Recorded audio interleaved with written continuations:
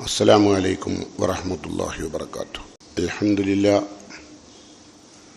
نحمده ونستعينه ونؤمن به ونتوكل عليه ونعوذ بالله من شرور أنفسنا ومن سيئات أعمالنا من يهده الله فلا مضل له ومن يضلله فلا هادي له أشهد أن لا إله إلا الله وأشهد أن محمدا عبده ورسوله. اللهم صل على محمد وعلى آل محمد كما صليت على إبراهيم وعلى آل إبراهيم وبارك على محمد وعلى آل محمد كما باركت على إبراهيم وعلى آل إبراهيم إنك حميد مجيد. أما بعد فإن خير الكلام كلام الله وخير السنن سنن محمد صلى الله عليه وسلم وشر الأمور محدثاتها وكل محدثة بدعة وكل بدعة ضلالة وكل ضلالة في النار. يا أيها الذين آمنوا اتقوا الله حق تقاته ولا تموتن إلا وأنتم مسلمون. قال الله تعالى في قرآنه العزيز: أعوذ بالله السميع العليم من الشيطان الرجيم. من كان يريد الحياة الدنيا وزينتها نوفي إليهم أعمالهم فيها وهم فيها لا يبخسون. أولئك الذين ليس لهم في الآخرة إلا النار وحبط ما صنعوا فيها وباطل ما كانوا يعملون. പ്രിയപ്പെട്ട സഹോദരന്മാരെ, സഹോദരികളെ, അല്ലാഹുവിൻ്റെ തൃപ്തിയും പൊരുത്തവും നേടിയെടുക്കാൻ സാധിക്കും വിധം ജീവിതത്തെ ശുദ്ധീകരിക്കണമെന്ന് എന്നോടും നിങ്ങളോടും ഗൗരവപൂർവ്വം വസിയത്ത് ചെയ്യുന്നു, ഉപദേശിക്കുന്നു. ഇന്ന് ഭൂമുഖത്ത് ജീവിക്കുന്ന വലിയൊരു ശതമാനം ആളുകൾ തൻ്റെ പരലോകയാത്ര മറന്നുകൊണ്ട് ജീവിക്കുന്നവരാണ്. ആർക്കും പരലോകത്തെക്കുറിച്ച് വലിയ ചിന്തയോ ധാരണയോ ആഗ്രഹങ്ങളോ പ്രതീക്ഷകളോ ഒന്നുമില്ല. 90% ആളുകളും ഭൗതികമായ നേട്ടങ്ങൾ ഉണ്ടായാൽ അതിൽ തൃപ്തിപ്പെടുകയും എല്ലാം മറന്ന് ജീവിക്കുകയും ചെയ്യും. അത്തരം ആളുകളുടെ അവസ്ഥ വളരെ ദയനീയമാണ്. മരിക്കുന്നതുവരെ പരലോകത്തിന് പ്രാധാന്യമില്ലാതിരിക്കുകയും ഭൗതിക സുഖസൗകര്യങ്ങൾക്ക് വേണ്ടി പെടാപ്പാടുപെടുകയും രാപ്പകലില്ലാതെ അതിനുവേണ്ടി ഓടി നടക്കുകയും പരലോകത്തിനു വേണ്ടി ചിന്തയില്ലാതെ ജീവിക്കുന്ന നല്ലൊരു ശതമാനം ആളുകൾ, അത് ദീനീ രംഗത്ത് പ്രവർത്തിക്കുന്നവരും ദീനില്ലാത്തവരും ദീനുള്ളവരും ഏകദേശം എല്ലാവരും ഏറെക്കുറെ ആ വിഷയത്തിൽ സമാനം. ദീനുള്ളവരും ദീനുണ്ടെന്ന് നമുക്ക് തോന്നുന്നവരും അവരും ഓടുന്നത് ഭൗതിക ലോകത്തിന് വേണ്ടിയാണ്. ഒന്നുകിൽ സ്ഥാനമാനങ്ങൾക്ക് വേണ്ടി, അല്ലെങ്കിൽ അവരുടെ വ്യക്തിപരമായ ആവശ്യങ്ങൾക്ക് വേണ്ടി ഒക്കെ ഓടുകയാണ്. അള്ളാഹുവിൻ്റെ തൃപ്തിക്ക് വേണ്ടി ഓടുന്നവർ വളരെ കുറവാണ്. മഹാനായ അബൂ ഹുറൈറ റളിയല്ലാഹു അൻഹു, അദ്ദേഹം 3 പ്രാവശ്യം ബോധരഹിതനായി വീണുപോയ ഒരു സംഭവം അദ്ദേഹം തന്നെ വിശദീകരിക്കുന്നുണ്ട്. അബൂ ഹുറൈറ റളിയല്ലാഹു അൻഹു പറയാണ്: ഹദ്ദസനി റസൂലുള്ളാഹ്, അള്ളാന്റെ റസൂൽ എനിക്ക് പറഞ്ഞു തന്നു. എന്താ പറഞ്ഞു വിട്ടത്? അന്നല്ലാഹ തബാറക വ തആല ഇദാ കാന യൗമുൽ ഖിയാമ, അല്ലാഹു തആല അന്ത്യനാളിൽ യൻസിലു ഇലൽ ഇബാദ്, മനുഷ്യന്മാരിലേക്ക് ഇറങ്ങി വരും. പരലോകത്തൊത്തുകൂടിയ മനുഷ്യരിലേക്ക് അള്ളാഹു ഇറങ്ങി വരും. എന്തിന്? ലി യഖ്ലിയ ബൈനഹും, അവർക്കിടയിൽ വിധി കൽപ്പിക്കാൻ. അപ്പോൾ കുല്ലു ഉമ്മത്തിൻ ജാസിയ, എല്ലാ ഉമ്മത്തും മുട്ടുകുത്തിയാണ് പരലോകത്ത് നിൽക്കുക. അള്ളാഹു വിധി പറയാൻ പരലോകത്തേക്ക് വരുമ്പോൾ മനുഷ്യന്മാരെല്ലാം പരലോകത്ത് മുട്ടുകുത്തി നിൽക്കും. ഈ ഹദീസ് അബൂ ഹുറൈറ റളിയല്ലാഹു അൻഹു കൂട്ടുകാർക്ക് പറഞ്ഞു കൊടുത്തപ്പോൾ ബോധം കെട്ടുപോയിട്ടുണ്ട്. നമുക്ക് ബോധം കെട്ടുമെന്നറിയാം, നമുക്ക് കേട്ടുനോക്കാം. ആ ഹദീസിൽ റസൂലുള്ളാഹി പറയുകയാണ്, അവ്വലു മൻ യദൂ ബിഹി റജുൽ, ആദ്യമായി അള്ളാഹു പരലോകത്ത് വിചാരണ ചെയ്യുക ജമാൽ ഖുർആൻ പഠിച്ചവരാണ്. ആദ്യം ദുനിയാവിൽ നല്ല നിലക്ക് ജീവിക്കണമെന്ന്, അള്ളാഹിന്റെ തൃപ്തിക്കൊത്ത് ജീവിക്കണമെന്ന് കരുതിയിട്ട് തന്നെ ഖുർആൻ പഠിച്ചവരാണ് അള്ളാഹു ആദ്യം വിചാരണ ചെയ്യുക. റജുൽ, മറ്റൊരാളെ വിചാരണ ചെയ്യും. അതാരാ? ഖുതില ഫീ സബീലില്ലാ, അള്ളാഹുവിന്റെ മാർഗത്തിൽ ഷഹീദായ. അപ്പം ആദ്യം നരകത്തിൽ പ്രവേശിക്കുന്ന ആളുകളിൽ ഒന്നാമത് ഉള്ളത് ഖുർആൻ പഠിച്ചവരാണ്. രണ്ടാമതുള്ള അള്ളാഹിന്റെ മാർഗത്തിൽ ഷഹീദായവരാണ്. മൂന്നാമത് ഉള്ളത് റജുലുൻ കസീറുൽ മാൽ, അള്ളാഹു ഒരുപാട് സമ്പത്ത് നൽകിയവരാണ്. കയ്യും കണക്കുമില്ലാതെ സമ്പത്ത് നൽകിയവർ. ഈ 3 വിഭാഗം ആളുകളാണ് ആദ്യം നരകത്തിൽ പ്രവേശിക്കുക. അപ്പം അതിന്റെ കാരണം അറിയണ്ടേ? ഒന്നാമത്തെ കാരണം ഖുർആൻ പഠിച്ചു, പക്ഷെ അത് ജീവിതത്തിലില്ല. അള്ളാഹുവിന്റെ മാർഗത്തിൽ യുദ്ധത്തിനിറങ്ങി ഷഹീദായി. പക്ഷെ ഷഹീദായത് അദ്ദേഹം ഒരു ധീരനായ പോരാളിയാണെന്ന് ജനങ്ങൾക്കിടയിൽ ആളുകൾ പറയാൻ വേണ്ടിയായിരുന്നു. ഖുർആൻ പഠിച്ചത് താൻ ഒരു പണ്ഡിതനാണ്, നാട്ടിൽ അറിയപ്പെടുന്ന വ്യക്തിയാണ് എന്നറിയാൻ വേണ്ടിയായിരുന്നു. അവിടെയും അള്ളാഹുവിന്റെ പ്രീതിയില്ല. ഇനി മൂന്നാമത്തെ ആൾ റസൂലുള്ളാഹി സ്വല്ലല്ലാഹു അലൈഹി വസല്ലം പറയുകയാണ്, ആ മൂന്നാമത്തെ ആള് 1 ഖുർആൻ പഠിച്ച ആള്, 2 ഷഹീദായ ആള്, 3 കസീറുൽ മാൽ, സമ്പത്ത് ധാരാളം അള്ളാഹു കൊടുത്ത ആള്. അള്ളാഹു കൊടുത്തതാണ്. ഇവർ 3 ആളാണ് ആദ്യം നരകത്തിൽ പ്രവേശിക്കുക. എന്താ കാരണം? അള്ളാഹുവിന്റെ ചോദ്യം തുടങ്ങാണ് 3 കൂട്ടരോട്.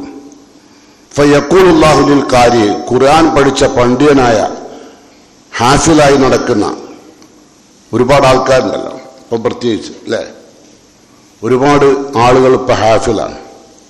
ഓരോടാണ് ആദ്യത്തെ ചോദ്യം.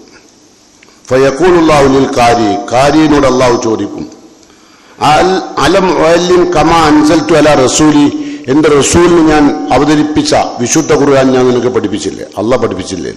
നിങ്ങളാണ് ഇഫ്ലാക്കിയത്. അള്ളാഹ് ചോദിക്കുന്നത് ഞാൻ പഠിപ്പിച്ചു തന്നില്ല. അലം ഉഅല്ലിം കമാ അൻസൽതു അലാ റസൂലി, എന്റെ റസൂലിനെ ഇറക്കിയതുപോലെ ഞാൻ നിനക്ക് ഖുർആൻ പഠിപ്പിച്ചു തന്നില്ലേ? കാല, ആള് പറയും, പണ്ഡിതൻ പറയും, ബല റബ്ബി, രക്ഷിതാവേ സത്യമാണ്, ഞാൻ പഠിച്ചു.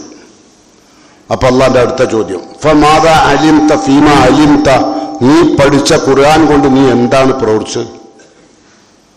എന്ത് പ്രവർത്തിച്ചു?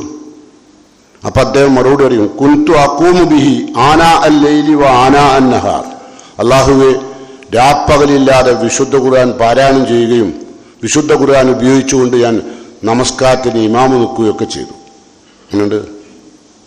നിങ്ങളെ ഭാവനയിൽ ഈ ഹദീസ് 3 പ്രാവശ്യം അബൂ ഹുറൈറ റളിയല്ലാഹു അൻഹു ബോധരഹിതനായ ഹദീസാണ്.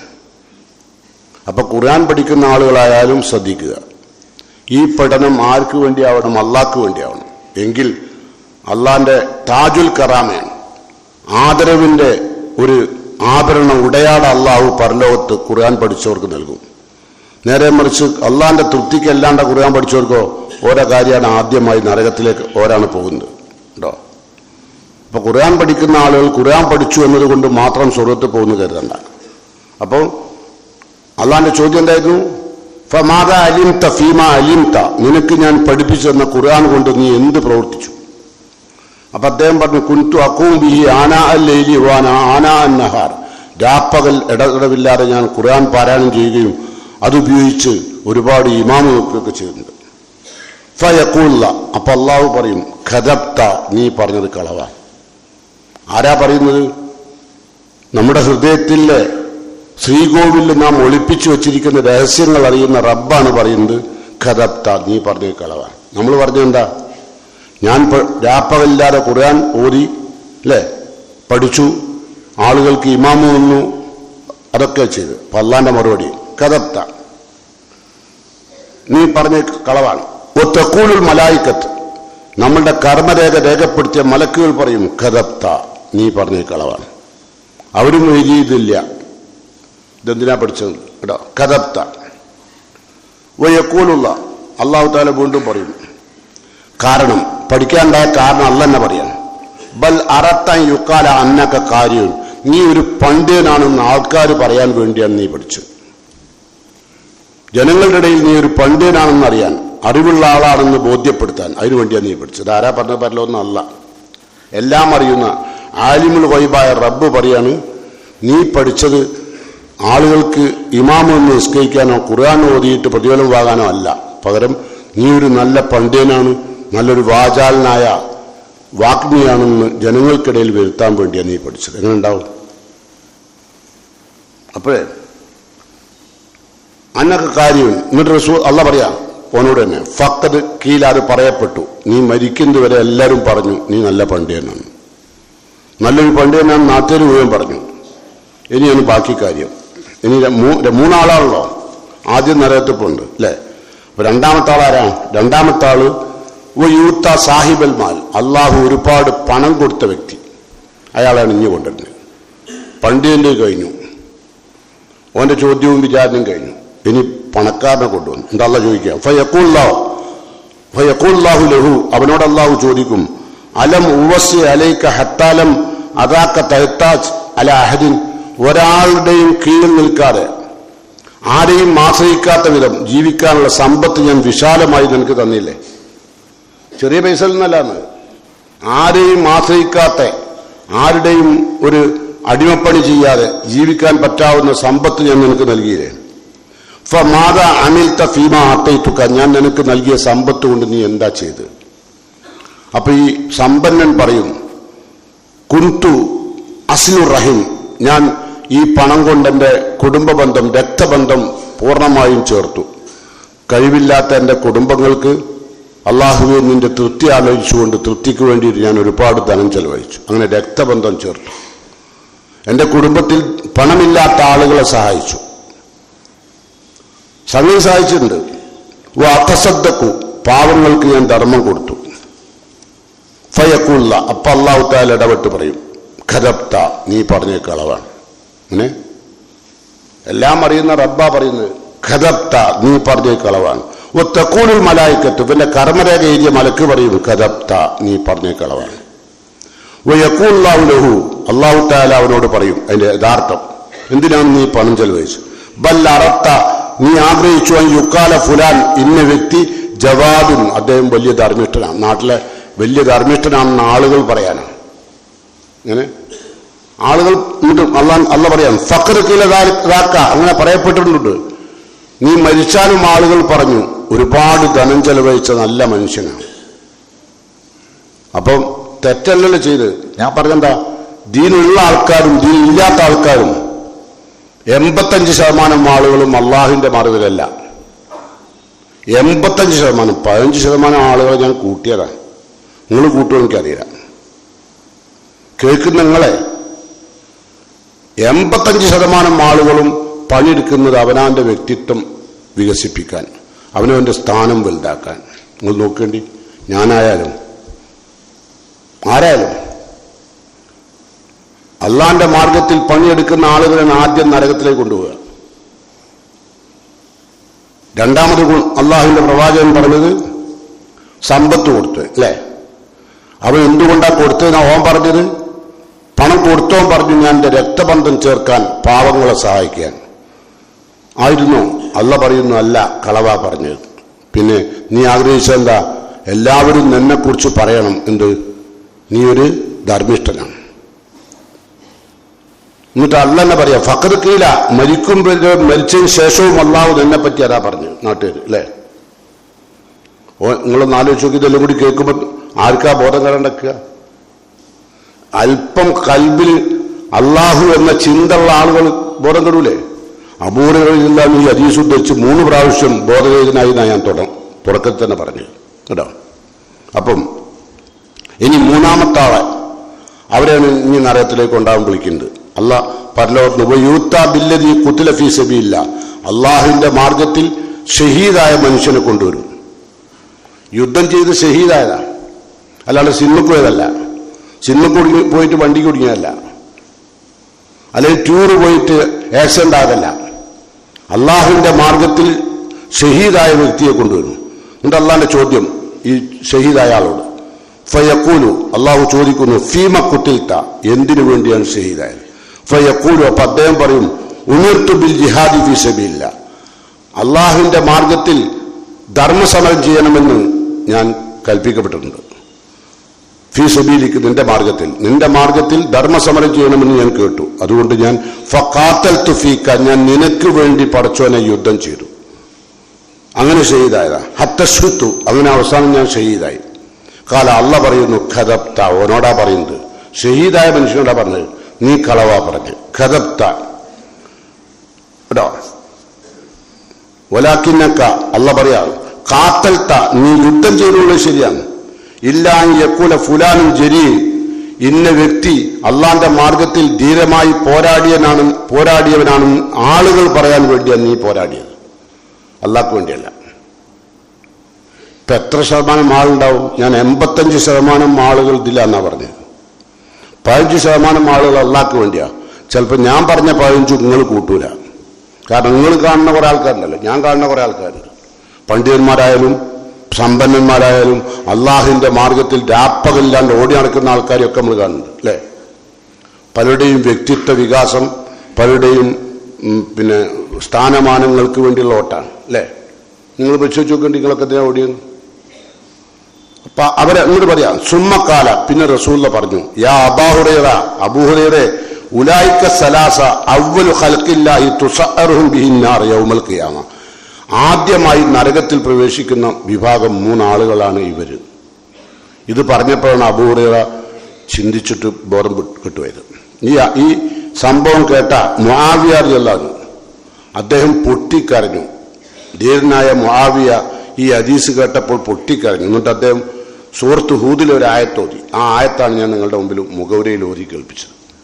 മൻകാന യുരീദു ഹയാത്ത ദുനിയ, ആരെങ്കിലും ഇഹലോക ജീവിതത്തിലെ ഭൗതിക ജീവിതം ലക്ഷ്യം വെച്ചുകൊണ്ട് ആരെങ്കിലും ജീവിച്ചാൽ, വസീനത്ത, അതിന്റെ അലങ്കാരവും, ദുനിയാവിന്റെ അലങ്കാരവും ദുനിയാവിന്റെ വർണ്ണസഫലമായ ജീവിതത്തിനും വേണ്ടി കഠിനാധ്വാനം. പകനല്ലേ നമ്മളൊക്കെ നല്ല വീട് വേണം, നല്ല വാഹനം വേണം അല്ലേ, നല്ല സൗഹൃദം വേണം, നല്ല കുടുംബം വേണം, വലിയ വലിയ മുതലാളിമാരെയായിട്ട് നമ്മൾ കല്യാണം നടത്താൻ പാടുള്ളൂ. നമ്മളെ മക്കളെ കെട്ടിക്കുമ്പോൾ നമ്മളെന്താ നോക്കുക? അത്യാവശ്യം നല്ല പൈസ വേണം അല്ലേ? മുക്കാലില്ലാത്തൊരു കാര്യം കെട്ടിക്കോ? ഇല്ല. അപ്പൊ എല്ലാവരുടെയും അലങ്കാരം തന്നെ. പക്ഷെ പള്ളിയിലുണ്ടാവും, പള്ളി കമ്മിറ്റി സെക്രട്ടറി പ്രസിഡന്റൊക്കെ ആയിരിക്കും, കാര്യം കൊണ്ട് അടുക്കുമ്പോൾ ഉണ്ടാവില്ല. ഇത് മരിച്ചു പോകുമ്പോൾ ഉണ്ടാവില്ല എന്ന് ഞാൻ പറഞ്ഞു. ഇപ്പൊ നമുക്ക് ബോധം കെടുന്നുണ്ടോ? കെടാൻ സാധ്യതയുണ്ട് അല്പ ഈമാണ്ടെങ്കിൽ. ഈ ഹദീസ് വായിച്ച തലറ്റിപ്പോവും. ഒരു വല്ലാത്ത മാനസികാവസ്ഥയിലേക്ക് മാറിപ്പോവും. സംസാരിക്കാൻ വരെ കിട്ടൂല. എന്താ നിങ്ങൾ പറഞ്ഞത്? എന്താണ് ഈ അപകടം? എത്ര പ്രയാസമല്ലേ? എന്താ ചെയ്തത്? കള്ളുടിച്ചതല്ല, ഖുർആൻ പഠിച്ചതാ, അവരാ നരകത്തിലേക്ക് പോകുന്നത്. സദക്ക കൊടുത്തതാ, അവരാണ് നരകത്തിലേക്ക് പോകുന്നത്. അള്ളാന്റെ മാർഗത്തിൽ ഷഹീദായതാ, അവരാണ് നരകത്തിലേക്ക് പോകുന്നത് ആദ്യമായിട്ട്. അതാണ് അള്ളാന്റെ റസൂൽ പറഞ്ഞത് കേട്ടോ. ഈ ആയത്തെ നമുക്കൊന്ന് കേട്ടുനോക്കാം. മുആവിയ പൊട്ടിക്കരഞ്ഞുകൊണ്ട് പറഞ്ഞത്, മൻകാന യുരീദുൽ ഹയാത്ത ദുനിയാ വസീനത്തഹ, ദുനിയാവിന്റെ അലങ്കാരവും ഭൗതിക ലോകവും ലക്ഷ്യം വെച്ചുകൊണ്ട് ആരെങ്കിലും ജീവിച്ചാൽ, നുവഫി ഇലൈഹിം അഅ്മാലഹും ഫിഹാ, ഇവിടെ അവന് അള്ളാഹു അതൊക്കെ പൂർത്തീകരിച്ചു കൊടുക്കും. അല്ലാത്ത വർത്താനം. നുവഫി ഇലൈഹിം അഅ്മാലഹും ഫിഹാ, ഫിഹാന ഫി ദുനിയ, ഈ ദുനിയാവിൽ അവന്റെ എല്ലാ ലക്ഷ്യവും അള്ളാഹു പൂർത്തീകരിക്കും. നേതാവാകാം, ആളുകളുടെ അറിയപ്പെടാം, പണ്ഡിതനാണെന്ന് ആളുകൾ പറയാം, സമ്പന്നൻ ധർമ്മിഷ്ഠനാണെന്ന് ആളുകൾ പറയാം, ഭയങ്കര ധീരനാണ്, ഭയങ്കര അധ്വാനിയാണ്, അള്ളാന്റെ മാർഗത്തിൽ പണിയെടുക്കുക, വിശ്രമമില്ലാതെ ജോലി ചെയ്യുന്ന അള്ളാഹുവിന്റെ പടനായകനാണ് എന്നൊക്കെ പറയാം. ഇതൊക്കെ നടക്കാം. ഇപ്പൊ നമ്മളൊക്കെ എന്തെങ്കിലും പണി ഏൽപ്പിച്ചാൽ നമ്മൾ ഓടും. എപ്പോ? മരണ ഓട്ട, ആരെയും കാണുന്നുണ്ടെങ്കിൽ അല്ലേ? ഇവിടെ ഇപ്പൊ പള്ളിയിലും കൂടി നമ്മളെല്ലാവരും കൂടി ഒന്ന് വൃത്തിയാക്കുക അറിഞ്ഞു നിൽക്കുക. അപ്പൊ പള്ളി കമ്മിറ്റിന്റെ പ്രസിഡന്റും സെക്രട്ടറിയൊക്കെ ഇവിടെ ഉണ്ടെങ്കിൽ കേൾക്കാൻ വന്ന എല്ലാ ചെറുപ്പക്കാരും മരണ കേൾക്കലാവും. ഓലങ്ങോട്ട് പോയാലോ തൽക്കാലം മതി, ഇത്ര കഴിയാൽ മതി പറയില്ലേ? കാരണം നമ്മൾ പണിയെടുക്കുന്ന ആർക്കല്ല, അള്ളാഹ്ക്ക് വേണ്ടിയല്ല. നമ്മളെ പണിയിൽ 90% ഈ നിസ്കാരായാലും നോമ്പായാലും ഹജ്ജായാലും സക്കാത്തായാലും ഉംറ ആയാലും, നിങ്ങൾ ഈ ആയത്തിന്റെ വെളിച്ചത്തിൽ ഒന്ന് വെല്ലെത്തി നോക്കി. ഹജ്ജിന് പോകുന്നത് ഉംറക്ക് പോകുന്നത് നാടാകെ ഘോഷിക്കുക. എനിക്ക് ഹജ്ജിന് കിട്ടിയെന്ന് പറയുന്ന ആൾക്കാർ എന്തിനിത് പറയേണ്ട ആവശ്യം? ഞാൻ നിസ്കരിക്കാൻ പോകുന്ന നിങ്ങൾ ആരുടെയും പറയണ്ടോ? ബാങ്ക് കൊടുത്ത് ഞാൻ നിസ്കരിക്കാൻ പോകുന്ന പറയില്ലല്ലോ. ഹജ്ജിന് കിട്ടിയ അപ്പം പറയും ഞാൻ ഹജ്ജിന്. ഇത് ആരുടെ പറയുള്ളൂ അറിയോ? പൈസ കൊടുക്കാനില്ലാത്തവനോട്. പൈസ കൊടുക്കാനുള്ളവനോട് ഒറ്റ പറയില്ല. കടം വാങ്ങിയോട് പറയില്ല ഞാൻ ഹജ്ജിന് ഒഴിവാന്ന്. മറ്റൊന്നെ പൈസ നല്ല അറിയില്ലേ, അതുകൊണ്ട് അത് കൊണ്ടുമില്ല. ഹജ്ജിന് പോണെങ്കിൽ കടമൊക്കെ തീർക്കണ്ടേ? അത് തീർക്കാണ്ടേ? കട ഒരുപാടുണ്ട്. ചിലരെന്താ പറയുക, കടമൊക്കെ ബാങ്കിലാണ്. എവിടെ ആയിരുന്നാലും പരലോകത്ത് നീ മറുപടി വരണ്ട. എൻ്റെ മയ്യത്ത് ഇവിടെ ഉണ്ടാവുന്ന വിചാരിച്ച് കടത്തോടു കൂടി ഒരാൾ മരിച്ചു നിൽക്കുക. അവൻ ഹജ്ജല്ല ഉംറല്ല എന്ത് ചെയ്താലും അവൻ്റെ മയ്യത്ത് മുഅല്ലഖും ബിദൈനി, അവൻ്റെ മയ്യത്ത് കെട്ടലിനോടൊപ്പം അവൻ്റെ കടം തൂങ്ങിക്കിടക്കും. അങ്ങനെ അവൻ പോവുക. ആർക്കും പേടില്ല. ആരെയും കടം തരുന്നുണ്ടെങ്കിൽ വാങ്ങാൻ എന്ത് ഇഷ്ടം അറിയോ അല്ലേ? പൂതിയ വാങ്ങാൻ. ചിലരൊക്കെ ബാങ്കിൽ നിന്ന് വിളിക്കുക ഞങ്ങൾക്ക് പൈസ വേണോ വെച്ചിട്ട് അല്ലേ? നേരം വെളുത്താൽ തുടങ്ങും. അവരെ അതിനായിട്ട് ഡ്യൂട്ടിക്ക് ഏൽപ്പിച്ച പെൺകുട്ടികളാണ്. നിങ്ങൾ ലോണ് വേണോ? ലോണ് വേണം ചോദിക്കാൻ കാത്തിക്കുക ചിലർ. ഓൻ അറിയില്ല ഇത് കടം വീടാണ്ട പോയാൽ എൻ്റെ മയ്യത്തുണ്ടാവുന്നത്. അതൊക്കെ ചിന്ത വേണമെങ്കിൽ എന്ത് വേണം? അള്ളാഹു, പരലോകം, വിചാരണ, നരകം, നരകത്തിന്റെ ഭീകരത, അതേക്കുറിച്ചൊക്കെ ഒരു അല്പ അറിവ് വേണം. ഇതൊന്നും ഇല്ലാത്തത് കൊണ്ടാണ് നമ്മൾ മിക്കവാറും ഉള്ളവർക്ക് കൽബ് തട്ടിയ അറിവുമല്ല. കൽബ് തട്ടൂല. പുറത്തേക്ക് ഇങ്ങനെ ഓടുകയും പുറത്തുപോയി പ്രസംഗിക്കുകയും ചെയ്യും. കൽബിൻ്റെ ഉള്ളിൽ ഉണ്ടാവില്ല കേട്ടോ. അപ്പൊ അതുകൊണ്ട് അള്ളാഹുവിന്റെ ഖുർആൻ പറയാണ് ഉലായിക്കല്ലദീന ലൈസ ലഹും ഫിൽ ആഖിറതി ഇല്ലന്നാർ. ഈ വിഭാഗം ആളുകൾക്ക് അള്ളാഹു ദുനിയാവ് ഇഷ്ടം പോലെയാണ് കൊടുക്കും, ഇഷ്ടം പോലെ ഓൻ ആഗ്രഹിച്ചതുപോലെ. പക്ഷെ ഉലായിക്ക അവർ അല്ലദീന ലൈസ ലഹും ഫിൽ ആഖിറതി ഇല്ലന്നാർ, നരകമല്ലാതെ ഒന്നും ഉണ്ടാവില്ല കേട്ടോ. എന്നിട്ട് പറയാം ഹബിത്ത മാ സനഉ ഫീഹ, ദുനിയാവിൽ വെച്ച് തന്നെ അവൻ ചെയ്ത കുറച്ച് സൽക്കർമ്മമുണ്ടല്ലോ ഒക്കെ തകർന്നു പോകും. ഹബിത്ത മാ സനഉ ഫീഹ, ഇവിടെ വെച്ച് ചെയ്ത കുറച്ച് സൽക്കർമ്മമുണ്ട് ഇവിടെ തന്നെ പൊളിഞ്ഞും പോകും.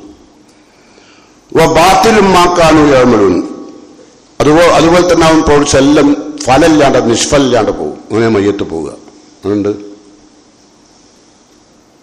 ഈ ആയത്ത് പൊട്ടിക്കരഞ്ഞുകൊണ്ട് ഭരണാധികാരിയായ മുആവിയ റളിയല്ലാഹു പൊട്ടിക്കരയാണ്. ഈ ഹദീസിന് ശേഷം അദ്ദേഹം ഓതിയത് ഈ ആയത്ത്. അതാണ് സൂറത്ത് ഹൂദിലെ 16-ാമത്തെ ആയത്ത് കേട്ടോ. നിങ്ങൾക്ക് പരിശോധിക്കാവുന്നു. ഇതുപോലെ തന്നെ നമ്മൾ പഠിക്കേണ്ട ഒരുപാട് കാര്യങ്ങളുണ്ട്. ഒന്ന്, ഇതുപോലെ നരകത്തിൽ നിന്നും പോലെ തന്നെ സ്വർഗത്തിലേക്കും അള്ളാഹു കൊണ്ടുപോകുന്നുണ്ട്. ആദ്യം സ്വർഗത്തിലേക്ക് കൊണ്ടുപോകണം ആരാറിയോ? റസൂലുള്ള പറയാണ് ഉരിദ അലയ്യ അവ്വലു സലാസ്തിൻ യദ്ഖുലൂനൽ ജന്ന, സ്വർഗത്തിൽ ആദ്യമായി പ്രവേശിക്കുന്നത്. നരകത്തിൽ ആദ്യമായി പ്രവേശിക്കുന്ന 3 ആൾക്കാരെ ഇപ്പം പറഞ്ഞു. ഇനി സ്വർഗത്തിൽ ആദ്യമായി പ്രവേശിക്കുന്ന കുറച്ച് ആൾക്കാരുണ്ട്. അതാരാ? ഒന്ന് നമ്മൾ നേരത്തെ പറഞ്ഞ ഷഹീദ് തന്നെ. അമ്പിയാക്കന്മാർ കഴിഞ്ഞാൽ പിന്നെ ശ്രോതാക്കന്മാരാ സ്വർഗത്തിൽ കയറുക. ശ്രോതാക്കന്മാർ കയറിക്കഴിഞ്ഞാൽ മൂന്നാമതായി കയറുന്നത് മുത്തക്കുകളാണ്.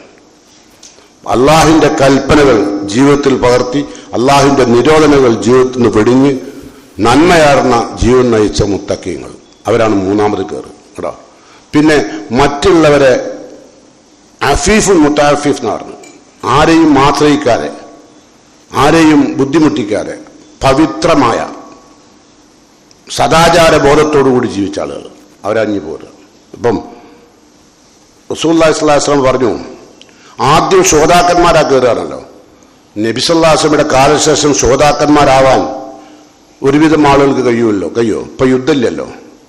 അപ്പൊ അതുകൊണ്ട് തന്നെ നമുക്ക് ശ്രോതാക്കന്മാരെ പട്ടികയിൽ പെടാൻ കഴിയില്ല. അന്ന് റസൂലുള്ള പറയാണ് അക്സറു ശുഹദായി അസ്ഹാബുൽ ഫുറസ്, അക്സറു ശുഹദായി എന്റെ സമൂഹത്തിലെ ഏറ്റവും കൂടുതലുള്ള ശ്രോതാക്കന്മാർ അസ്ഹാബുൽ ഫുറസ്, ബെഡിൽ കിടന്ന് മരിക്കുന്നവരാണ്. അവരാ ശ്രോതാക്കന്മാർ. എന്താ ഒരു ബെഡിൽ കിടന്നതാണോ? അല്ല, അവർ അള്ളാഹുവിന്റെ മാർഗത്തിൽ ആരുടെയും പ്രിയം ശ്രദ്ധിക്കാതെ അള്ളാഹുവിന്റെ പ്രീതി മാത്രം ലക്ഷ്യം വെച്ചുകൊണ്ട് ഏകനായ അള്ളാഹുവിന്റെ കലിമത്ത് തൗഹീദിന്റെ ഉന്നതിക്ക് വേണ്ടി മൻ ഖാതല ലിതകൂന കലിമത്തുല്ലാഹി ഹിയൽ ഉലിയ ഫഹുവ ഫീ സബീലില്ലാ, അള്ളാഹുവിന്റെ മാർഗത്തിൽ ആരെയും വകവെക്കാതെ അള്ളാഹുവിന്റെ ഏകത്വം ജനങ്ങൾക്കിടയിൽ പ്രചരിപ്പിക്കാൻ വേണ്ടി രാപ്പകൽ അധ്വാനിച്ചു. അത് വെറും അള്ളാഹുവിന്റെ തൃപ്തിക്ക് വേണ്ടി മാത്രം, ലി വജ്ഹില്ല, അവർ ശ്രോതാക്കന്മാരാ, അവർ ബെഡിൽ മരിച്ചാലും. കാരണം ഒരുപാട് ആളുകളുടെ വെറുപ്പ് വാങ്ങി വെക്കുന്നുണ്ടല്ലേ. ഇപ്പൊ ഈ പള്ളിയിൽ ഖുത്ബ വരുന്ന ജുമാക്ക് വരുന്ന എത്രയോ ആളുകൾക്ക് എന്റെ ശബ്ദം തന്നെ വെറുപ്പുള്ളവരുണ്ടാവും. കാരണം എന്റെ ശബ്ദമല്ല, അത് അള്ളാന്റെ റസൂലിന്റെ ശബ്ദമാണ് എന്ന് മനസ്സിലാക്കാൻ കഴിയാത്ത കുറെ ആൾക്കാരുണ്ട്. അവർക്ക് എന്നോട് വെറുപ്പുണ്ടാവും. ആ വെറുപ്പൊന്നും വകവെച്ചില്ല. എന്ത് ചെയ്തില്ല? തഹാഫ് ലോമത്തലായും ആക്ഷേപകന്റെ ആക്ഷേപം വകവെക്കാതെ അള്ളാഹുവിന്റെ ദീൻ ജനങ്ങളുടെ മുമ്പിൽ എത്തിക്കാൻ വേണ്ടി അധ്വാനിച്ചവർ അവരാണ് ഇനി ബെഡ് കിടന്ന് മരിച്ചാലും ശ്രോതാക്കന്മാരാവും. ഷഹീദിന്റെ കൂലിയാണ് കേട്ടോ. മഹാനായ ഉമർ റളിയല്ലാഹു അൻഹു ഹജ്ജിന് പോയി തിരിച്ച് ജംറയിൽ കല്ലെറിയുമ്പോൾ അദ്ദേഹം പ്രാർത്ഥിച്ച പ്രാർത്ഥന ഉണ്ട്. അല്ലാഹുമ്മ ഇന്നി അസ്അലുക ഷഹാദത്തൻ ഫീ സബീലിക്. അല്ലാഹുവേ, നിന്റെ മാർഗത്തിൽ ഷഹീദാവാൻ ഞാൻ നിന്നോട് അനുഗ്രഹം ചോദിക്കുകയാണ്. ഷഹീദാവാൻ. അപ്പൊ കൂടെ ഉണ്ടായിരുന്ന ആളുകൾ ചോദിച്ചു. അത് മാത്രമല്ല, അദ്ദേഹം പറയുന്നത് മുഹമ്മദ് നബി ജീവിച്ച മദീനത്ത് വെച്ച് ഷഹീദാവാനും അതാണ് ഞാൻ ആഗ്രഹിക്കുന്നത്. അപ്പൊ കൂടെയുള്ള സഹാബത്ത് ഉമർലാനോട് ചോദിച്ചു, ഈ മക്കയും മദീനയും അള്ളാഹു യുദ്ധം ഹറാമാക്കിയ സ്ഥലമല്ലേ, അതുകൊണ്ട് അലൈക ബിസ്സുഹൂർ, നിങ്ങൾ യുദ്ധമുള്ള നാട്ടിലേക്ക് പോകേണ്ടി വരും ഉമറെ ഷഹീദാവണമെങ്കിൽ. അങ്ങനെ യുദ്ധം നടക്കുന്ന നാട്ടിലേക്ക് പോകേണ്ടിയല്ലേ, ഇവിടെ യുദ്ധം ഹറാമല്ലേ, പിന്നെ അങ്ങനെ ഇവിടെ നീ ഹറാമോ, നിങ്ങൾ ഷഹീദാവുക വെച്ചു ഉമർലാനോട്. അപ്പോൾ ഉമർലാൻ പറയാം, ഹാക്കറ സയൽത്തുള്ള, ഞാൻ അപ്രകാരം ചോദിക്കണമെന്ന് എനിക്ക് തോന്നി, അതുകൊണ്ട് ചോദിച്ചതാണ്. ഇവിടെ ഹറാമാണ്, മദീനത്തും മക്കത്തൊക്കെ യുദ്ധം ഹറാമാണെന്ന് എനിക്കറിയാം. പക്ഷേ ഹാക്കഥ സയൽത്തുള്ള, എനിക്ക് അങ്ങനെ അള്ളാഹിനോട് ചോദിക്കണമെന്ന് തോന്നി. ലഅല്ലല്ലാഹ യഖ്ബലു റജായി, അള്ളാഹു എൻ്റെ ആഗ്രഹം ചിലപ്പോൾ സ്വീകരിച്ചേക്കാം. എന്തിന്? ഷഹീദാവാൻ. ഇനി നിങ്ങളെ ഖലീഫ ഉമർ റളിയല്ലാഹുവിന്റെ അന്ത്യയാത്ര എന്ന് കേട്ടു നോക്കി അല്ലേ. സുബഹി നമസ്കരിക്കാൻ വേണ്ടി അദ്ദേഹം പള്ളിയിൽ ഇമാം നിൽക്കുമ്പോൾ പേർഷ്യക്കാരനായ അബൂലൂലത്ത് എന്ന് പറയുന്ന ഒരു മജൂസി വളരെ നേരത്തെ തൻ്റെ ഹഞ്ചർ, കട്ടാരക്കത്തി, അന്നുണ്ടായിരുന്ന കട്ടാരക്കത്തി അദ്ദേഹം വിഷത്തിൽ മുക്കി കട്ടാരക്കത്തി നീല നിറമായി. നീല നിറമാകുന്നത് വരെ. എന്താ കട്ടാരക്കത്തി നീലറാവപ്പോഴാ? ശരിക്ക് ആ കട്ടാരക്കത്തിയിലേക്ക് വിഷം പൂർണ്ണമായും ചേർന്ന് കഴിഞ്ഞാൽ മാത്രമേ കട്ടാരക്കത്തി നീലറാവുള്ളൂ. എന്താ? അദ്ദേഹം കുത്തിയിട്ട് മരിച്ചിട്ടില്ലെങ്കിൽ വിഷം ശരീരത്തിൽ കയറണം. അതിനുവേണ്ടിയാണ് വിഷം പുരട്ടിയ കടാരം. ആ കടാരി കൊണ്ടാണ് ഉമർ റളിയല്ലാഹുവിന്റെ പൊക്കിൽ നിന്ന് താഴെ കുത്തിയിട്ട് കുടൽമാല പുറത്തെടുത്തു. ആരാ? ഒരു മജൂസി, ഒരു അഗ്നി ആരാധകൻ. അബൂലൂലത്ത് എന്ന പേരുള്ള ഒരു മജൂസിയാണ് ഉമർ റളിയല്ലാഹുവിനെ കുത്തിയത്. പിടിക്കാൻ ചെന്ന 9 ആളുകളെയും കൂടി വേറെ കുത്തി. ഇവരൊക്കെ ഷഹീദായി. നിങ്ങൾ ചിന്തിച്ചു നോക്കൂ. അദ്ദേഹത്തിന്റെ പ്രാർത്ഥന നിങ്ങൾ ഒന്നും കൂടി കേട്ടു നോക്കി. എന്താ പറഞ്ഞത്? പഠിച്ചോനെ, എനിക്ക് ഷഹാദത്ത് ചെയ്യാനുള്ള തൗഫീക്ക് തന്നെയാണ്. അപ്പൊ കൂടെ ചോദിച്ചു, ഇവിടെ യുദ്ധമില്ലല്ലോ, പിന്നെ എങ്ങനെ ഷഹീദാൻ കഴിയുക? എനിക്കങ്ങനെ പ്രാർത്ഥിക്കാൻ തോന്നി, അതുകൊണ്ട് ഞാൻ ചോദിച്ചു. എത്ര അള്ളാന്റെ മാർഗത്തിൽ പോകണം എന്നുള്ള ചിന്ത അല്ലേ. അവസാനം അദ്ദേഹത്തിന്റെ ഒരു വാക്കുണ്ട്, അത് ചിന്തിക്കേണ്ട വാക്കാണ്, വല്ലാത്ത വാക്കാണ്. മരണത്തിന്റെ അവസാന ഘട്ടത്തിൽ ഉമർ റളിയല്ലാഹു തന്റെ കൂട്ടുകാരോട് ചോദിച്ചു, എന്നെ കുത്തിയ ആളുകളൊന്ന് പോയി നോക്കണം, ആരാണ് എന്നെ കുത്തിയത്? ഖിസാസ് നടത്താനല്ല, പ്രതിക്രിയ നടത്താനല്ല. അദ്ദേഹം പറയാണ്. അപ്പൊ പറഞ്ഞു, അബൂലൂലത്ത് എന്ന് പറയുന്ന പേർഷ്യക്കാരനാണ്. ഇത് കേട്ടപ്പോൾ ഖലീഫ ഉമർ റളിയല്ലാഹു പറയാണ്, അൽഹംദുലില്ലാഹ് അല്ലദീ ജഅല മൗതി അലാ യദിമൻ ലം യസ്ജുദ് ലില്ലാഹി സജദതൻ വാഹിദ. അല്ലാഹുവേ, നിന്റെ മാർഗത്തിൽ ഒരു സുജൂദ് പോലും ചെയ്തിട്ടില്ലാത്ത ഒരു കാഫറിന്റെ കൈകൊണ്ട് മരിക്കാൻ അവസരം നൽകിയ അല്ലാഹുവേ, നിനക്കാണ് സ്തുതി. എന്നുണ്ട്. ഇതാണ് ഷഹാദത്ത്. ഈ ചോദിക്കുന്ന ആളുകളാണ് ഫിറാശ് കിടന്ന് മരിച്ചാലും സ്വർഗത്തിലേക്ക് ശ്രോതാക്കന്മാരുടെ പട്ടികയിൽ ഉണ്ടാവും. അപ്പോൾ നമ്മളിപ്പോൾ പറഞ്ഞു വന്നത് നരകത്തിൽ ആദ്യം പോകുന്ന വിഭാഗം, സ്വർഗത്തിൽ പോകുന്ന വിഭാഗം. അപ്പോൾ ഈ 2 വിഭാഗത്തിലും നമ്മൾ പെടുമെന്ന് പരിശോധിക്കണം. എന്നിട്ട് അതിൽ മരണത്തിന്റെ മുമ്പ് അതിൽ സ്വർഗത്തിൽ ചെന്ന് കയറാൻ പറ്റാവുന്ന തരത്തിലുള്ള മാനസികമായ വളർച്ചയും ഉയർച്ചയും അള്ളാഹുവിന്റെ മാർഗത്തിലുള്ള അധ്വാനവും നമ്മൾ നിർവഹിക്കണം. എല്ലാ അധ്വാനവും അള്ളാഹു ആത്മാർത്ഥമായി അള്ളാഹുവിന്റെ മാർഗത്തിൽ വലുപ്പത്തിന് വേണ്ടിയല്ല, സ്ഥാനമാനങ്ങൾക്ക് വേണ്ടിയല്ല, ലോകമാന്യതയ്ക്ക് വേണ്ടിയല്ല, ആരുടെയും താല്പര്യങ്ങൾക്ക് വേണ്ടിയല്ല, പൂർണ്ണമായും എല്ലാം അതുകൊണ്ട് ഞങ്ങൾ ഖുർആൻ പറഞ്ഞത് പാവങ്ങൾക്ക് അന്നദാനം കൊടുത്തു. എന്തേ കാരണം പറഞ്ഞത്? യുത്ഇമൂന തആമ അലാ ഹുബ്ബിഹി മിസ്കീനം വ യതീമം വ അസീറ. പാവപ്പെട്ട ആളുകൾക്ക്, ബന്ധനസ്ഥർക്ക് ഞങ്ങൾ കൊടുത്തു. എന്തിന്? ലിവജ്ഹില്ല, അല്ലാഹുവേ നിന്റെ തൃപ്തിക്ക് വേണ്ടിയാണ് എന്ന നിലക്ക് ഏത് ദാനവും ചെയ്യാൻ കഴിയണം. ഏത് പാണ്ഡിത്യവും ഏത് അറിവും ജനങ്ങളുടെ അവരെന്ത് വിചാരിക്കും, ഇവരെന്ത് വിചാരിക്കും, ഓരോ നമ്മളെ കുറ്റപ്പെടുത്തൂലേ? അങ്ങനെ 90% പണ്ഡിതന്മാരുണ്ടാകുക അല്ലേ? ഓർക്ക് എന്ത് തോന്നും, ഇവർക്ക് എന്ത് തോന്നും, ഓരോന്നും നീ നോക്കണ്ട, നിന്റെ റബ്ബിനെന്ത് തോന്നി നീ നോക്കണം. ആ നിലക്ക് അമല് ചെയ്യാൻ സാധിക്കണം. ആ നിലക്ക് വിശുദ്ധ ഖുർആൻ പഠിക്കണം. ആ നിലക്ക് വിശുദ്ധ ഖുർആൻ പ്രചരിപ്പിക്കണം. ആ നിലക്ക് സമ്പത്ത് ചെലവഴിക്കണം.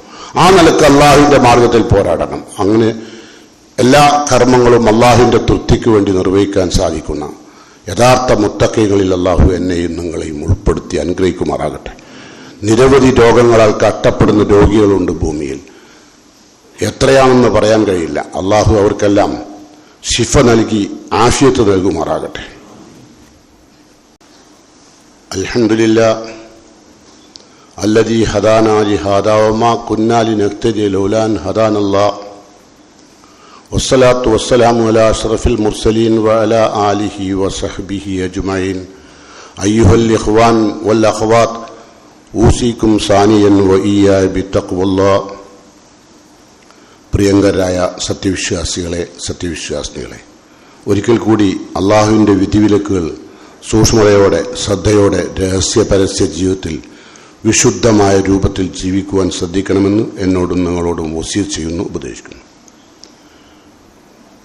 ആദ്യം നരകത്തിൽ പോകുന്ന ആളുകളെ പറ്റി നമ്മൾ പറഞ്ഞു. ഇനി വിശുദ്ധ ഖുർആൻ നമ്മളെ പഠിപ്പിക്കുന്ന വളരെ സുപ്രധാനമായ ഇതുമായി ബന്ധപ്പെട്ട ഒരു ആയത്തും കൂടി നിങ്ങൾക്ക് കേൾക്കാം. വിശുദ്ധ ഖുർആനിൽ സൂറത്ത് സുമർ എന്ന് പറഞ്ഞൊരു അധ്യായം. സുമർ എന്ന കൂട്ടം കൂട്ടായിട്ട് പോണേനാ. നരകത്തിലേക്കും ആളുകൾ കൂട്ടം കൂട്ടായിട്ടാണ് പോവുക, സ്വർഗത്തിലേക്കും കൂട്ടം കൂട്ടായിട്ട്. അതുകൊണ്ടാണ് ആ സൂറത്ത് സുമർ എന്ന് പറയാം. ആ സൂറയിൽ അള്ളാഹു പറയുന്നു, സീക്കല്ലദീന കഫറു ഇലാ ജഹന്നമ സുമ്ര. സീക്കല്ലദീന കഫറു, അള്ളാഹുവിന്റെ കൽപ്പനകളും നിയമങ്ങളും കാറ്റിൽ പറത്ത് ജീവിച്ച കാഫറുകളെ അള്ളാഹു നയിച്ചു കൊണ്ടുപോകും. ഇലാ ജഹന്നമ സുമറൻ, നരകത്തിലേക്ക് കൂട്ടം കൂട്ടായിട്ട്. ഒരു കൂട്ടല്ല, പലവിധ കൂട്ടങ്ങളാണ് നരകത്തിലേക്ക്. കാരണം എന്താ? എല്ലാവരും ചെയ്ത് തെറ്റൊന്നല്ല. ഒരു കൂട്ടം കള്ളുടിയന്മാർ, ഒരു കൂട്ടം വ്യഭിചാരികൾ, ഒരു കൂട്ടം പലിശക്കാർ, ഒരു കൂട്ടം മോഷ്ടാക്കൾ.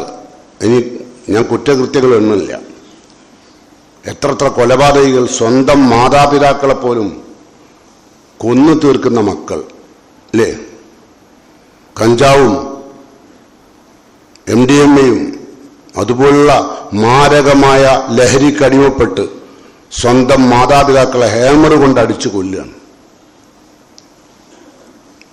മാതാവിൻ്റെ ഉപ്പയെ ആദ്യം കൊന്നു. ഇപ്പം ഞാൻ സംഭവിച്ചുകൊണ്ടിരിക്കുന്ന ഇന്നത്തെ കഥ അപ്ഡേറ്റാണ്. സ്വന്തം ഉമ്മയുടെ പിതാവിനെ ആദ്യം കൊന്നു. പിന്നെ ഉമ്മയെ വിളിച്ചു വരുത്തി, ഭക്ഷണം വേണമെന്ന് ആവശ്യപ്പെട്ടുകൊണ്ട് വിളിച്ചു വരുത്തി, എന്നിട്ട് ഹാമർ കൊണ്ട് അടിച്ചിട്ട് തള്ളിയിട്ടു. എന്നിട്ട് മരിക്കുന്നില്ല എന്ന് കണ്ടപ്പം ഉളിയെടുത്ത് മുഖത്ത് മുഴുവൻ കൊത്തി. എന്നിട്ടും നരക്കം കേട്ടപ്പോൾ ആ ചെറുപ്പക്കാരൻ തലേനെടുത്ത് മുഖത്ത് അമർത്തിപ്പിടിച്ച് കൊന്നു കളഞ്ഞു. ഇവരൊക്കെ നാളെ കൂട്ടം കൂട്ടായി നരകത്തിലേക്ക് വരും കേട്ടോ. ഇതൊന്നും ചെയ്തവരല്ല നമ്മൾ ഇത്ര വലിയ പാപങ്ങളും കുറ്റകൃത്യങ്ങളും ചെയ്തില്ല അല്ലേ? പക്ഷെ നമ്മളിൽ നന്മ കുറവാണ്. തിന്മ എത്ര വലുതില്ലെങ്കിലും നന്മ കുറവാണ്. നന്മയിലേക്ക് എത്തണമെങ്കിൽ എന്ത് വേണം? ഇഖ്ലാസ് ഉണ്ടാവണം കേട്ടോ. അപ്പോൾ അല്ലാഹ് പറയാ, വസീക്കല്ലദീന കഫറു ഇലാ ജഹന്നമ സുമറ ഹത്താ ഇദാ ജാഊഹ. അവർ നരകത്തിന്റെ മുമ്പിലേക്ക് എത്തുമ്പോൾ, ആര്? ഈ കൂട്ടക്കൂട്ടായി വരുന്ന ആൾക്കാർ നരകത്തിന്റെ മുമ്പിലേക്ക് എത്തുമ്പോൾ തന്നെ ഫുത്തിഹത്ത് അബുവാബുവ, നരകത്തിന്റെ കവാടം തനിയെ തുറക്കും. ഇതൊന്നും ഇപ്പൊ പറഞ്ഞാൽ 14 നൂറ്റാണ്ട് മുമ്പ് ഖുർആൻ പറഞ്ഞാൽ ആൾ ഉൾക്കൊള്ളൂല. ഇപ്പൊ പറഞ്ഞാലോ? നമ്മളിപ്പോ ഒരു മാളിലേക്കോ ഹോസ്പിറ്റലിലേക്കോ കയറുമ്പോൾ തന്നെ ആ ഡോറെന്ത് ചെയ്യും? ഓട്ടോമാറ്റിക് തുറക്കില്ലേ? ഫുത്തിഹത്ത് അബുവാബുവ, അതിന്റെ കവാടങ്ങൾ തുറക്കപ്പെടും. കാലവും ഹസനത്തുക, ആ നരകത്തിന്റെ കാവൽക്കാരായ ആളുകൾ ഈ പ്രവേശിക്കുന്ന കൂട്ടം കൂട്ടമായി പ്രവേശിക്കുന്ന ആളോട് ചോദിക്കും, അലം യഅ്തികും റസൂലും നിങ്ങൾക്ക് നമ്മുടെ പ്രവാചകന്മാർ വന്നിട്ടില്ലായിരുന്നു ഇത്തരം കാര്യങ്ങളൊക്കെ പറഞ്ഞുതരാൻ, ഇങ്ങനെ ഒരു ദിവസം ഉണ്ടെന്ന് പറഞ്ഞുതരാൻ? അലം യഅ്തികും റസൂലും മിൻകും യത്ലൂന അലൈക്കും ആയാത്തി റബ്ബിക്കും, വിശുദ്ധ ഖുർആന്റെ ആയത്തുകൾ ഓതി കേൾപ്പിച്ചുകൊണ്ട് നിങ്ങളോട് ഈ കാര്യം പറഞ്ഞു കേട്ടില്ലായിരുന്നോ? വയുൻദിറുനകും ലിഖാ യൗമിക്കും ഹാദാ, ഇന്നത്തെ ഈ ദിവസത്തിന്റെ കണ്ടുമുട്ടലിന്, റബ്ബിനെ കണ്ടുമുട്ടുന്നതിന് താക്കീത് നൽകിയില്ലായിരുന്നു? മറുപടി കാലു ബല, തീർച്ചയായും. വലാക്കിൻ ഹക്കത്ത് കലിമത്തുൽ അദാബ് അലൽ കാഫിരീൻ, പക്ഷേ അള്ളാഹുവിന്റെ ശിക്ഷയുടെ വാക്ക് ഞങ്ങളുടെ മേൽ സത്യമായി പുലർന്നു. കാരണം ഞങ്ങൾ അത്രയും കാലം നന്നാവാൻ തീരുമാനിച്ചില്ല. എത്ര കേടെന്ന് നമുക്ക് നന്നാവാം, പക്ഷെ മരിക്കുന്നതിന് മുമ്പാവണം. മരണം എപ്പോൾ ആർക്കും അറിയില്ല. അപ്പം എന്തു വേണം? ഏത് സമയത്തും മരണത്തെ പ്രതീക്ഷിക്കണം. അപ്പം നന്നാവലോ? അത് ഏത് സമയത്തും ആവണം. നമ്മളെപ്പോൾ നന്നാവും? നാളെ മുതൽ ഇന്നില്ല അല്ലേ? നാളെ മുതൽ നിസ്കാരമൊക്കെ തുടങ്ങണം. ചിലവരങ്ങനെ അറിയാം. കുറെ നിസ്കരിക്കാണ്ടിരിക്കുമ്പോളേ നാളെ മുതൽ, അത് നാളെ നാളെ എന്ന് പറഞ്ഞതൊക്കെ നീളം പോവും, നേരാൻ കഴിയില്ല. അവസാനം അള്ളാന്റെ അദാബിന്റെ ശിക്ഷയുടെ വാക്ക് ഞങ്ങളിൽ പുലർന്നു. അപ്പൊ അള്ളാന്റെ മറുപടി വക്കീൽ ദഖുലു അബ്വാബ ജഹന്നം, അള്ളാഹു പറയുന്നു വക്കീൽ ദഖുലു അബ്വാബ ജഹന്നം, നിങ്ങൾക്ക് വേണ്ടി തുറക്കപ്പെട്ട നരകത്തിന്റെ കവാടങ്ങളിലൂടെ പ്രവേശിച്ചോളൂ. ഖാലിദിന ഫിഹ, ഇങ്ങോട്ടില്ല, അത് ശാശ്വത. ഫബീസ മസ്വൽ മുതകബ്ബിരീൻ, അള്ളാഹുവിന്റെ കൽപ്പനകൾ ധിക്കരിച്ച് ജീവിച്ച അഹങ്കാരികളെ നിങ്ങൾക്കുള്ള പാർപ്പിടം ഇതാണ്. നരേ, ഇനി മറ്റൊരു വിഭാഗം കൂടി അള്ളാഹു തന്നെ പറയുന്നുണ്ട്. അതാരാ? സ്വർഗത്തിലേക്ക്. നമ്മളിപ്പോ പറഞ്ഞുകൊണ്ടിരിക്കുന്നത് സ്വർഗത്തിലേക്കും നരകത്തിലേക്കും പോണ ആളെ പറ്റിയാണ്. അള്ളാഹ് പറയാണ് വസീഖല്ലദീന തഖൗ, റബ്ബിന്റെ നിയമങ്ങൾ പാലിച്ചുകൊണ്ട് തഖ്വയോടുകൂടി ജീവിച്ച ആളുകളെയും അള്ളാഹു നയിക്കും. എങ്ങോട്ട്? ഇലൽ ജന്ന, സ്വർഗത്തിലേക്ക്. സുമറൻ, അതും കൂട്ടം കൂട്ടായിട്ടാണ്, ഒറ്റക്കൊറ്റക്കല്ല, കൂട്ടം കൂട്ടാം. കാരണം എല്ലാ നന്മകളും എല്ലാവർക്കും ഉണ്ടാവില്ല, കുറെ നന്മകൾ എല്ലാവർക്കും ഉണ്ടാവും അല്ലേ? അപ്പം നന്മകളുടെ തോത്, ചെറുപ്പ വലിപ്പ വ്യത്യാസമനുസരിച്ച് അത് കൂട്ടം പോവുക അല്ലേ? അപ്പോഴോ ഹത്തായി രാജാവുക, ആ സ്വർഗത്തിൽ പോകേണ്ട ആളുകൾ ആ സ്വർഗത്തിന്റെ മുമ്പിൽ എത്തുമ്പോൾ ഫുത്തിയത്തബുവാബുക, അവരുടെ കവാടവും മലക്കെ തുറക്കും. വഖാലഹും ഹസൻതുഹ, അതിന്റെ പാറാവുകാർ അവരോട് പറയും സലാമുൻ അലൈക്കും, നിങ്ങൾക്ക് ഇനി സമാധാനം, ഞാൻ സമാധാനപ്പെടില്ല, കഴിഞ്ഞു. എല്ലാ അസമാധാനവും എല്ലാ രോഗവും എല്ലാ പ്രശ്നങ്ങളും എല്ലാ സങ്കടങ്ങളും അവസാനിച്ചു. സലാമുൻ അലൈക്കും എന്ന് മാത്രമല്ല തിബുത്തും, നിങ്ങളുടെ എല്ലാ നന്മകളും അല്ലാഹു പരിശുദ്ധമായി സ്വീകരിച്ചിട്ടുണ്ട്. അതുകൊണ്ട് ഫദ്ഖുലൂഹ ഖാലിദീൻ, ഈ സ്വർഗത്തിൽ നിങ്ങൾക്ക് ഇനി ഇതിൽ നിന്ന് പുറത്തു വേണ്ട, ഈ സമാധാനത്തിൽ നിന്ന് പുറത്തു വേണ്ട, ഈ സന്തോഷത്തിന് പുറത്തു വേണ്ട, ഈ സുഖസൗകര്യത്തിൽ നിന്ന് പുറത്തു വേണ്ട, ശാശ്വതമായി സ്വർഗത്തിൽ കഴിയാം. ആ നിലക്കുള്ള മുത്തക്കീങ്ങളിൽ അല്ലാഹു എന്നെയും നിങ്ങളെയും ഉൾപ്പെടുത്തി അനുഗ്രഹിക്കുമാറാകട്ടെ. കഠിനമായ നരകശിക്ഷയിലേക്ക് പ്രവേശിക്കുന്ന ആ കാഫറുകളും മുനാഫിക്കുകളുമായ ആളുകളിൽ നിന്ന് അല്ലാഹു നമ്മയെല്ലാം കാത്ത് രക്ഷിക്കുമാറാകട്ടെ. റഹ്മാനായ റബ്ബ് നമ്മളിൽ നിന്ന് വന്നുപോയ ചെറുതും വലുതുമായ നിസ്സാരമായ പാപങ്ങൾ അവന്റെ മഹത്തായ മഹലായ ഫഅലുകൊണ്ട് നമുക്കെല്ലാം പുറത്തു മാപ്പായി തരുമാറാകട്ടെ. നമ്മിൽ നിന്ന് നേരത്തെ പിരിഞ്ഞുപോയ നമ്മുടെ മാതാപിതാക്കൾ, നമ്മുടെ സഹോദരി സഹോദരന്മാർ, അവരെയും നമ്മെയും അല്ലാഹു അവന്റെ ജന്നാത്തുൽ ഫിർദൗസിൽ ഒരുമിച്ച് കൂട്ടുമാറാകട്ടെ. اللهم اغفر للمؤمنين والمؤمنات المسلمين والمسلمات الأحياء منهم والأموات إنك مجيب الدعوات يا قاضي الحاجات. ربنا تقبل منا إنك أنت السميع الدعاء وتب علينا إنك أنت التواب الرحيم. ربنا آتنا في الدنيا حسنة وفي الآخرة حسنة وقنا عذاب النار.